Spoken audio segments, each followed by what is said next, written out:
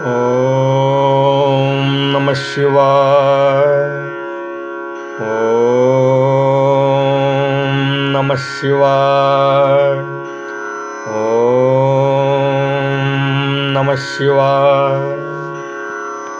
शिव भक्तों, आगे की कथा में प्रणव महिमा का वर्णन किया जा रहा है। वामदेव ने भगवान स्कंद की स्तुति करके 3 बार उनकी परिक्रमा की और बारंबार साष्टांग प्रणाम करके विनीत भाव से उनके पास खड़े हो गए। वामदेव जी के द्वारा किए गए स्तोत्र को सुनकर भगवान स्कंद बड़े प्रसन्न हुए और वामदेव जी से बोले, हे मुने, मैं तुम्हारी भक्ति से तुम पर बहुत प्रसन्न हूँ। यदि मुझसे कुछ सुनना हो तो कहो, मैं लोक पर अनुग्रह करने के लिए वर्णन करूंगा। वामदेव जी विनय पूर्वक बोले, महाप्राज्ञ, प्रणव सबसे उत्तम मंत्र है तथा साक्षात परमेश्वर का वाचक है। पशुओं जीवों के पास बंधन को छुड़ाने वाले भगवान पशुपति ही उसके वाच्यार्थ है। ओमितीदम सर्वम, ओंकार ही यह प्रत्यक्ष दिखने वाला जगत है। यह सनातन श्रुति का कथन है। ओमिति ब्रह्मा, अर्थात ओम यह ब्रह्मा है तथा सर्वहेतद ब्रह्मा, यह सब का सब ब्रह्मा ही है, इत्यादि बातें भी श्रुतियों द्वारा कही गई हैं। तात्पर्य यह है कि समष्टि और व्यष्टि सभी पदार्थ प्रणव के अर्थ हैं। प्रणव द्वारा सबका प्रतिपादन होता है, यह बात मैंने सुन रखी है। अतः कृपा करके आप प्रणव के अर्थ का प्रतिपादन कीजिए। मुनि के इस प्रकार पूछने पर स्कंद ने भगवान सदाशिव को प्रणाम करके उस श्रेय का वर्णन आरंभ किया जिसे श्रुतियों ने भी छिपा रखा है। श्री स्कंद ने कहा, मुनीश्वर वामदेव, इस लोक में जितने जीव हैं वे सब नाना प्रकार के शास्त्रों से मोहित हैं। परमेश्वर की अति विचित्र माया ने उन्हें परमार्थ से वंचित कर दिया है। अतः प्रणव के वाच्यार्थ भूत साक्षात महेश्वर को वे नहीं जानते। वे महेश्वर ही सगुण निर्गुण अर्थात त्रिदेवों के जनक पर ब्रह्मा परमात्मा है। मैं बारंबार इस सत्य को दोहराता हूँ कि प्रणव के अर्थ साक्षात शिव ही हैं।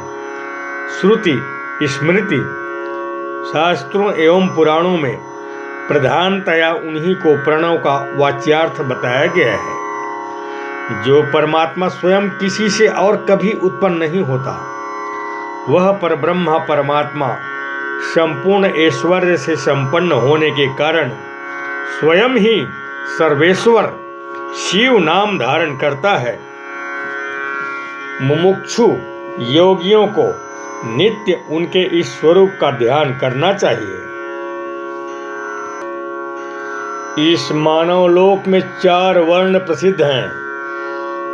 उनमें से जो ब्राह्मण, क्षत्रिय एवं वैश्य ये 3 वर्ण हैं, उनका वैदिक आचार से संबंध है। शूद्रों का वेदाध्ययन में अधिकार न होने के कारण त्रैवर्णिकों की सेवा के लिए उनके लिए सारभूत धर्म है। श्रुति और स्मृति में प्रतिपादित कर्म का अनुष्ठान करने वाला पुरुष अवश्य सिद्धि को प्राप्त होगा। वर्ण धर्म और आश्रम धर्म के पालन जनित पुण्य से परमेश्वर का पूजन करके बहुत से श्रेष्ठ मुनि उनके सायुज्य को प्राप्त हो गए। ब्रह्मचर्य का पालन करने से ऋषियों की, यज्ञ कर्म के अनुष्ठान से देवताओं की तथा संतानोत्पादन से पितरों की तृप्ति होती है, ऐसा श्रुति ने कहा है। इस तरह ऋषि ऋण, देव ऋण तथा पितृ ऋण, इन तीनों से मुक्त हो वानप्रस्थ आश्रम में प्रविष्ट होकर मनुष्य सुख दुख आदि द्वंद्वों को सहन करते हुए जितेंद्रिय, तपस्वी, मिताहारी हो योग का अभ्यास करे, जिससे बुद्धि निश्चल तथा अति दृढ़ हो जाए। इस प्रकार क्रमशः अभ्यास करके शुद्ध चित्त हुआ पुरुष संपूर्ण कर्मों का संन्यास कर दे। समस्त कर्मों का संन्यास करने के पश्चात ज्ञानमय पूजा के द्वारा परमेश्वर को प्रसन्न करे। यह पूजा जीव की साक्षात शिव के साथ एकता का बोध कराकर जीवन मुक्ति रूप फल देने वाली है। हे भक्तों, यातियों के लिए इस पूजा को सर्वोत्तम तथा निर्दोष समझना चाहिए। इसके अनंतर श्री स्कंद जी ने ज्ञानमयी पूजा का वर्णन करते हुए संन्यास ग्रहण की शास्त्रीय विधि, दंड धारण आदि का प्रकार, प्रणव के अर्थों का विवेचन, शैव दर्शन के अनुसार शिव तत्व, शिव से जीव और जगत की अभिन्नता का प्रतिपादन तथा महावाक्यों के अर्थ का चिंतन एवं उसका भावार्थ प्रस्तुत किया। हे भक्तों, इसके बाद श्री स्कंद ने यतियों पर कृपा करके उनसे सन्यासियों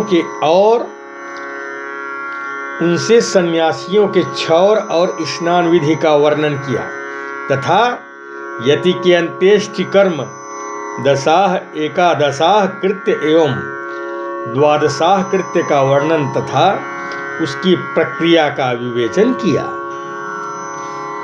शिव भक्तों, यह सब वर्णन करते हुए श्री स्कंद जी कहते हैं, मुने, मैंने जो कुछ वर्णन किया है वह साक्षात भगवान शिव का कहा हुआ उत्तम रहस्य है, जो वेदांत के सिद्धांत के अनुरूप है। इस मार्ग पर चलने वाला यति शिव अहमस्मि, मैं शिव हूँ, इस आत्मस्वरूप शिव की भावना करता हुआ शिव स्वरूप हो जाता है। हे भक्तों, शिव जी कहते हैं पार्वती से और सूत जी कहते हैं संत समाज में। सूत जी कहते हैं, इस प्रकार मुनीश्वर वामदेव को उपदेश देकर देवेश्वर कार्तिकेय कैलाश शिखर पर चले गए। मुनि वामदेव भी कार्तिकेय को प्रणाम करके कैलाश शिखर पर जा पहुंचे और वहां उन्होंने उमा सहित महेश्वर के मोक्षदायक चरणों का दर्शन किया। तत्पश्चात उन्होंने भांति भांति के स्तोत्रों द्वारा जगदम्बा और पुत्र सहित परमेश्वर शिव का स्तवन किया। इसके बाद देवी पार्वती और महादेव जी के चरण कमलों का आश्रय लेकर वे वहीं सुखपूर्वक रहने लगी। आप सभी ऋषि भी इसी प्रकार प्रणव के अर्थ भूत महेश्वर का तथा मोक्षदायक तारक मंत्र ओंकार का ज्ञान प्राप्त करके यहीं सुख से रहो तथा विश्वनाथ जी के चरणों में सायुज्य रूपा उत्तम मुक्ति का चिंतन करो। अब मैं भी गुरुदेव की सेवा के निमित्त बद्रिकाश्रम तीर्थ को जाऊंगा। इस प्रकार भगवान शंकर पार्वती को कथा सुना रहे हैं। जो इस कथा को सुनता है और जो सुनाता है, दोनों मोक्ष को प्राप्त हो जाते हैं। ओम नमः शिवाय। ओम नमः शिवाय।